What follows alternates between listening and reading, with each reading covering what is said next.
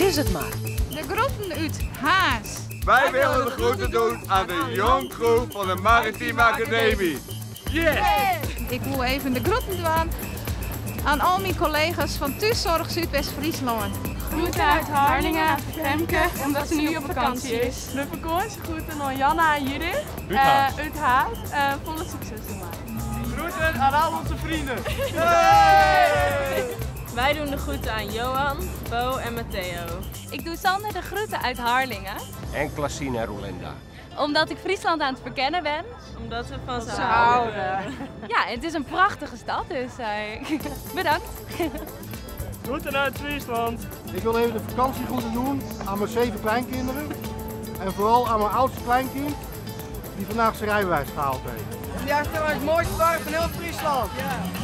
Groeten uit Haas aan iedereen die hier nog even komen maakt.